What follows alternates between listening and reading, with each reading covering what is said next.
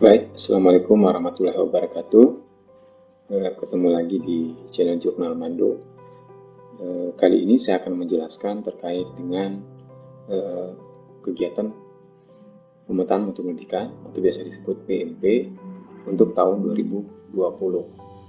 Atau saya jelaskan terkait dengan bisnis proses aplikasi EDS tahun 2020. Biasa disebut dengan EDS ya.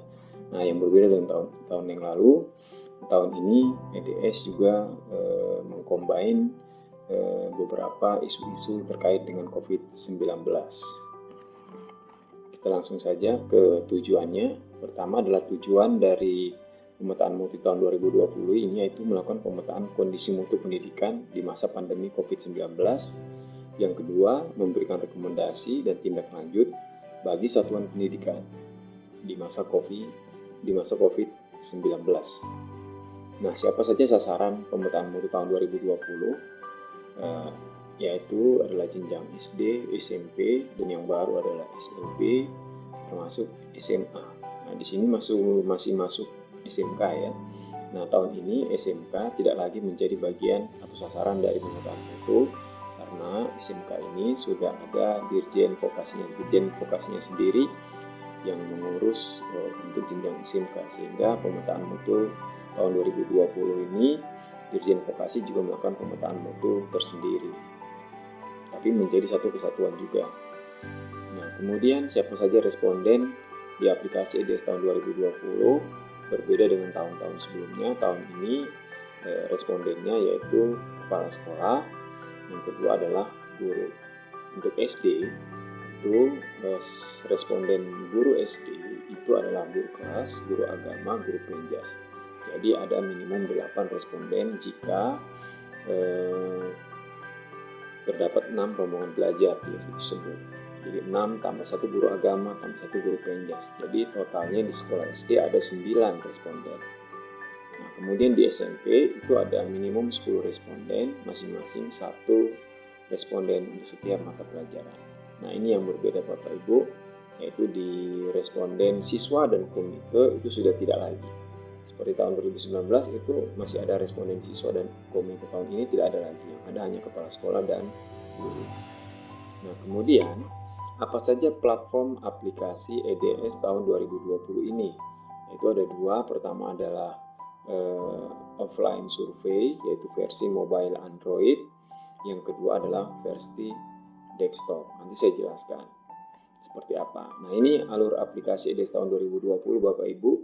Pertama, langkahnya yaitu di database ini responden mengunduh instrumen melalui aplikasi yang namanya offline survei, aplikasi mobile offline survei. Kemudian responden mengisi instrumennya, dan setelah selesai mengisi instrumennya, responden akan mengirimkan file yang setelah dikompilasi tersebut atau file CSV itu ke operator, dan operator nanti akan melakukan sinkronisasi atau import instrumen ke dalam aplikasi EDS seperti itu. Selain itu juga selain menggunakan offline survei, pengisian instrumen juga bisa melalui aplikasi EDS offline, sama seperti tahun lalu, bisa menggunakan jaringan yang lokal, tidak perlu menggunakan internet, tetapi jaringan lokal yang berbagi dengan satu server, ini bisa diakses beramai-ramai. Nah, setelah responden semua mengisi instrumen dan sudah instrumen disinkronkan oleh operator, nanti bisa menghitung rapor mutu, dan selanjutnya jika dilihat rapor mutunya, maka Capsec akan melakukan atau menandatangani fakta integritas, sehingga apabila sudah ditandatangani, nanti dilakukan sinkronisasi data atau kirim rapor mutu ke database server PMP, sehingga nanti akan tampil di manajemen PMP oleh LPMP dan dinas. Nah, selanjutnya fungsi aplikasi mobile itu apa? Tadi saya sebutkan ada 2 aplikasi, yaitu offline survei dan aplikasi EDS desktop. Nah, fungsi aplikasi mobile atau offline survei adalah pertama itu kita download melalui aplikasi Google Play Store. Yang kedua yaitu untuk mengambil instrumen dari servernya. Jadi instrumen itu diambil melalui aplikasi offline survei ini. Nah, kemudian pengisian instrumen EDS 2020 COVID-19 itu oleh masing-masing responden setelah mengunduh instrumen pada offline surveinya. Kemudian setelah mengisi, maka responden akan submit pengisian selesai melalui smartphone masing-masing. Kemudian melakukan ekspor hasil pengisian menjadi file CSV. Jadi file CSV ini Bapak Ibu mirip seperti file Excel. Nah, file CSV inilah yang dikirim ke operator untuk diimpor ke dalam aplikasi EDS offline. Nah, kemudian di aplikasi desktop itu ada fungsi instalasi aplikasi sama seperti tahun lalu. Kemudian melakukan registrasi, dalam hal ini adalah tarik data dapodik atau unduh prefill. Jadi ada dua metode. Pertama ada tarik data dari dapodik lokal, yang kedua adalah unduh prefill yang seperti selama ini kita lakukan. Dan kemudian import file pengisian EDS via Android. Jadi setelah dilakukan tarik data, nanti file-file yang dari responden itu dilakukan import ke dalam EDS via Android. Kemudian operator itu melakukan pemilihan kandidat siapa saja yang mengisi instrumen, responden yang akan mengisi instrumen tersebut. Nah, pengisian instrumen EDS 2020 tetap dilakukan di aplikasi desktop ya. Ini sebagai alternatif apabila nanti untuk daerah-daerah yang tidak memiliki internet, bisa dilakukan pengisian melalui aplikasi desktop. Kemudian melakukan cek progres pengisian, hitung rapor mutu dan fakta integritas Capsec. Setelah itu melakukan sinkronisasi. Nah, ini gambaran aplikasi DES 2020 dari jumlah instrumen itu dari instrumen itu menyesuaikan dengan kondisi pandemi. Jadi kita akan memotret mutu pendidikan pada kondisi pandemi. Kemudian jumlah responden pun akan ada perubahan, di mana keunggulannya sekarang jumlah responden jauh lebih sedikit dibandingkan tahun sebelumnya, di mana siswa dan komite tidak lagi sebagai responden. Kemudian platform aplikasi, nah itu pengisian dapat menggunakan mobile dan desktop, lebih fleksibel.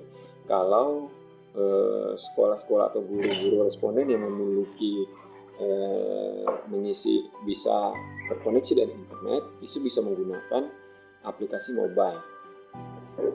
Kalau tidak memiliki atau koneksi internetnya kurang bagus, bisa menggunakan aplikasi desktop. Jadi ini fleksibel Bapak Ibu, tergantung dari kondisi sekolah dan responden. Kemudian integrasi dapodiknya. Nah, syarat untuk menginstal EDS itu adalah komputer tersebut sudah terinstall dapodik secara normal. Apa secara normal? Artinya ini tidak ada kendala di dapodiknya ya. Nah, kemudian bisa juga melalui data awalnya mengambil dari prefill sama seperti tahun lalu. Nah, kemudian dapodik untuk menghitung rapor mutu di lokal. Jadi seluruh data yang ada di dapodik lokal itu diambil untuk menghitung rapor mutu, tidak seperti tahun lalu itu standar Sarpras dan PTK itu kan diambil dari dapodik online, sehingga rapor mutunya masih menunggu untuk standar sarana prasarana dan PTK seperti itu. Tahun ini tidak, rapor mutunya insya Allah sudah langsung muncul lengkap 8 sarana pendidikan tanpa harus terkoneksi dengan dapodik online. Kemudian proses registrasi itu dilakukan registrasi offline, yaitu menarik data dari dapodik lokal atau server, bisa melalui dapodik lokal atau melalui server prefill sama seperti tahun lalu ya. Kemudian ada penambahan fitur keamanan pada saat sinkronisasi. Nah, tahapan rilis aplikasi EDS 2020 itu ada dua. Pertama tahap 1 yaitu rilis installer di bulan Oktober, yang kedua adalah rilis patch. Nah, di tahap 1 ini difokuskan Bapak Ibu, yang penting sekolah bisa mengentry atau responden bisa mengentry instrumen dulu. Nanti di bulan November patch 2 keluar, itu digunakan untuk penambahan instrumen EDS 2020 untuk SLB, kemudian menghitung rapor mutu dan melakukan sinkron. Seperti itu. Jadi tahap 1 selama bisa mengisi instrumen secara lengkap itu sudah bagus. Kemudian nanti bulan November baru dilengkapi dengan proses penambahan EDS SLB, hitung rapor mutu, dan sinkron. Nah, ini ada beberapa catatan, nah tidak perlu saya lewatkan saja. Nah, ini mekanisme pengisian EDS 2020. Pertama diawali dengan melakukan instalasi EDS, kemudian registrasi atau tarik data melalui data dapodik, pilih kandidat, setelah itu mengisi instrumen. Setelah mengisi instrumen, atau dilakukan upload import file responden, kemudian cek progres pengisian, lakukan sinkronisasi. Ini untuk tahap 1. Nah, ini seperti yang tadi saya jelaskan ya. Nah, kemudian untuk pengisian EDS tahun 2020, ini untuk release patch-nya, ini update patch EDS, kemudian cek isian responden, hitung rapor mutu, fakta integritas, sinkronisasi, kemudian bisa melihat hasil rapor mutu di lokal dan di server. Nah, ini tahapan persiapan registrasi via Preview sama seperti tahun lalu. Itu untuk Preview EDS untuk registrasi dengan Preview, bukan tarik data dapodik, kemudian pindahkan file PC, Preview dapodik, pasang installer, aplikasi EDS 2020, kemudian registrasi dengan akun yang sama dengan untuk Preview. Nah, ini link untuk mengunduh Preview sama seperti tahun lalu, yaitu pmp.kemdikbud.go.id/unduhan. Saya kira itu Bapak Ibu yang saya jelaskan. Nanti video berikutnya saya akan menjelaskan bagaimana pemanfaatan aplikasi offline survei, dan yang kedua adalah EDS offline. Terima kasih. Assalamualaikum warahmatullahi wabarakatuh.